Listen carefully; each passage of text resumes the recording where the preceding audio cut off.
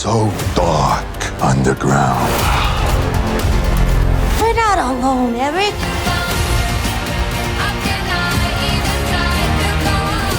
You've got someone who's barely functioning, who's fueling himself on alcohol and drugs and addictions of all sorts and abusive behavior in the terms of turning all his relationships toxic because he was a very unloved child, given medication to cure his ails when he was younger, and nothing much else between then apart from this love, apart from someone who saw him and was able to hold him in more stable times. But no one could hold Vincent. Through no one's failings, he has to learn the hard way to go through a full journey, dark night of the soul kind of odyssey, really, to come back to something that's near an authentic version of trying to establish communication, connection to a child that he loves and that he's lost sight of and doesn't see or hear properly. And that's really what Vincent's journey is on this. And in the midst of that, this doesn't last, Unfortunately, they're living in a situation, in a marriage that isn't functioning properly, mostly due to, we can point easily to Vincent's bad behavior, mental illness, and addiction, but Cassie also, of course, has a part to play. And so those two realities inform, I think, how they spring into action or not. Completely. Yeah, they're not aligned. They're in crisis, and the centrifugal damage is really felt by a child who absconds himself, who distances himself, who walks away from the family home, and it cannot get more painful than that. And therefore, it blows them apart in a way that something would have done at some point, but the worst of all things happens to them as a couple. What are you doing with Edgar's drawings? I'm working on a new puppet. If we can get him on the show, then Edgar will see him. He'll know how much we want him to come home. You're going crazy. When I decided to look at the kind of breadth of characters, and be that from Yusuf, who's a homeless man, just trying to survive in New York, to Robert Anderson, Vincent's father, who's clearly incredibly wealthy, Fifth Avenue property developer, then you start to see a traverse of society, and then you bring in Ledroit's character, who's dealing with being a gay black cop in the middle of America at that time, New York at that time, across to Vincent, who's a kind of creative. Suddenly I could realise they were all crossing paths with these huge moments in history.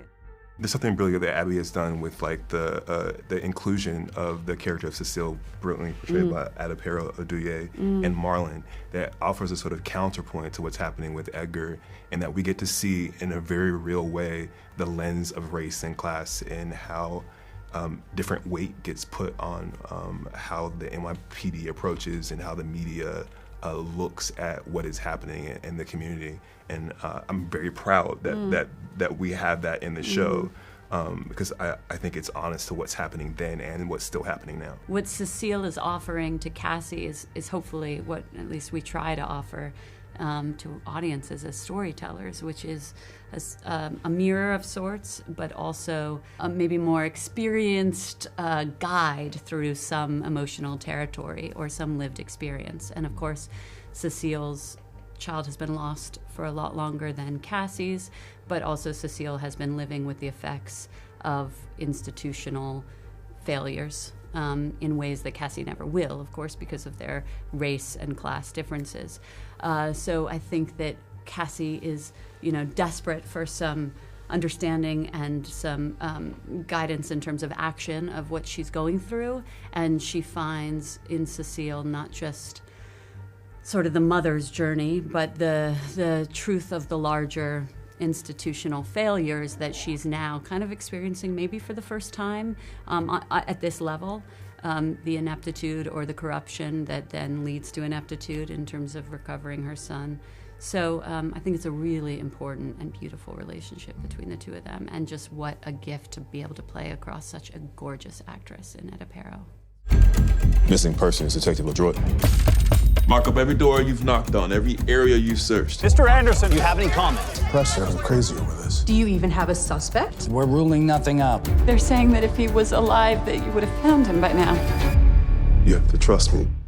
And I played around with a kind of Cagney and Lacey kind of duo, and then I played around with an older and younger man, and then actually, a couple of things happened. I'd started to write, sort of focus on the character of Michael Ledroit, and then I saw quite an early tape of McKinley And that was when I thought, oh gosh, actually what an incredible actor, but also what a life that could be created around Ledroit. And so that was very inspiring. And so from that, I started to realise that actually, you know, Ledroit as a black gay cop was as important as Vincent, and that this show is really about two men who go on this quest to kind of make sense of themselves, but also make sense of the city and all of that has helped shape them, has done to them. And so, you know, then the bigger idea of these two men's worlds colliding became kind of the heart of the show.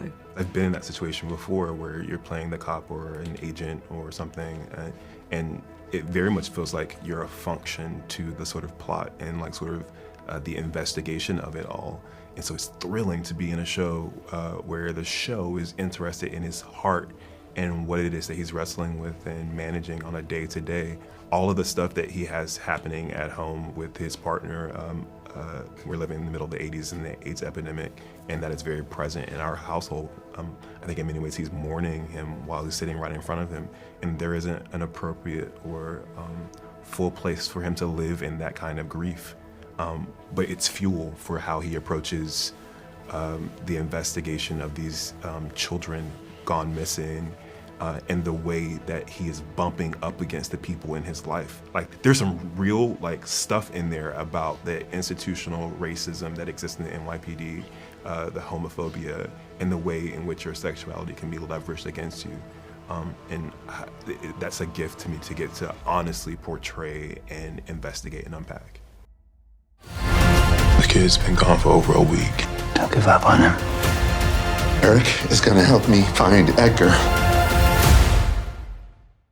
I think Vincent's been recreating a sense of self or a sense of beginning of self in his childhood fantasy that is Good Day Sunshine for a long time, for 10 years for that show.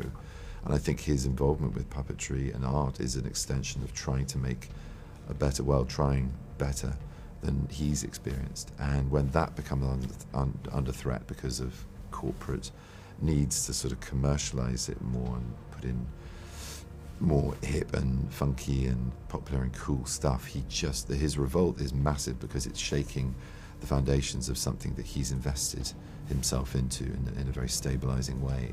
I think that goes for a lot of artists. Sometimes, you know, we all do that, and it's very, very uneven to do that.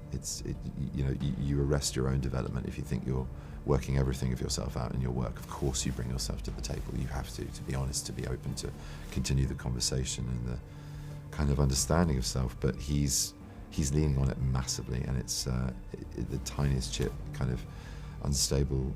It creates an instability in him rather that proves catastrophic, and that's the sort of thing that snowballs the whole drama, really. At its heart was the desire to look at a creative community. You know, growing up, I grew up in a world of actors and directors and in theatres, which is, my father ran theatres. And so I was always fascinated by those creative mavericks.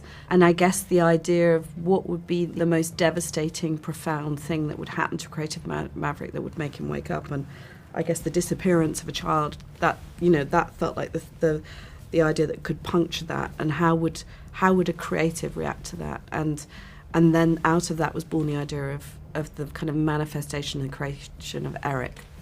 He's out of a home, out of a job. The only way he can reach his son is the one thing they share in common, the one link, which is this idea he didn't pay attention to that day, to make that manifest, to make it real.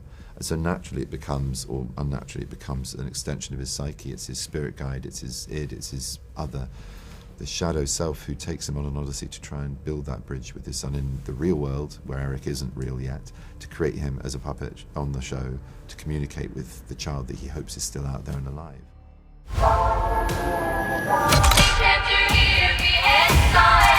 He's the monster that every child wants when they are lost and need to be found.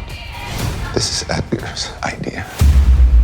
I want to make it real. I think it's always exciting when you bring a director on because they start to visualise and really bring to life the show. And so, you know, I was hugely admiring of Lucy's other work. So I knew a lot about her style and her visual style. I think what was fascinating was when she came on to the show was how meticulous she was in really creating and building that world, and in particular the creation of Eric, because you can imagine, a 7-foot blue puppet. There are several examples of those in the world, and I think it's a great metaphor for how precise she is as director, that puppet and the creation of a puppet, because everything down to the colour of the irises is a exact match to Benedict Cumberbatch's eyes. And we had lots of discussions about the tale of when I talked about the creation of Eric, it was based on Edgar's drawings, and where would he have got his ideas from? And he would have got the tail from his cat, he would have got the chevrons from the fur from his grandmother's fur coat, but also the chevrons in his coat. And these were meticulously found, and I think interesting. I heard McKinley say earlier that you're looking for these crumbs of your character. Well, I think a director comes and has to then make sense of all those crumbs and visually bring it to life. And she was an incredible leader in that way. I appreciate how perceptive Lucy is, and she has this really keen ability to know when to sort of come in and plant a few seeds for you to investigate, and then when to just say like a word or two, and then let you sort of trust that what we were building together can sort of live and reverberate in the world. And so I felt very held in the journey of building this show, and also that I could trust that we're getting everything that we need, which means I can relax into the thing that we're building. Every time I came on set, I would say, "Oh, Captain, my captain," to Lucy, because she's a wonderful captain in that regard.